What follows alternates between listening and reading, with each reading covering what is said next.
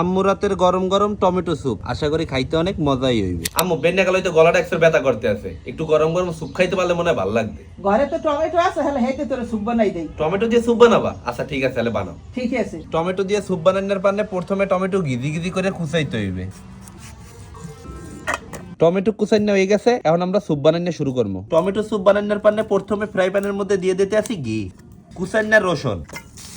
রসুন হালকা ভাজা হয়ে গেছে, এখন টমেটো দিয়ে দিব, নুন। টমেটো হালকা ভাজা হয়ে গেছে, এখন ফ্রাই প্যানটা হরাই দিয়ে ডাইকা থুমু।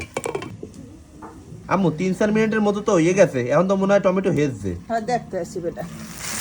হ্যাঁ এখন এই টমেটো এককালে লেটকাই এলাইতে হইবে।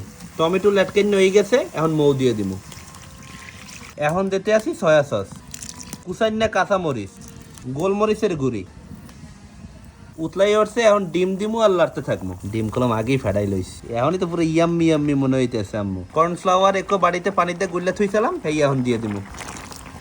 আম্মু আর কতক্ষণ লাগবে? এই তো বেটা, আর 2 মিনিটের মধ্যে হয়ে যাবে। হিরে বেড়া ঘুমাইনার জায়গা পাও না। রবিন টমেটোর স্যুপ বানানো হয়ে গেছে, আর উঠাই থমু। আচ্ছা মুড়াই থাক। আম্মু রাতের গরম গরম টমেটো স্যুপ, আশা করি খাইতে অনেক মজাই হইবে।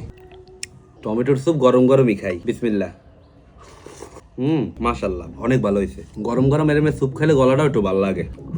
আমি যদি এই টমেটোর স্যুপের রেটিং দেই, আমি দেবো 10-এর মধ্যে 10। আমাদের খুব ভালো লাগবে।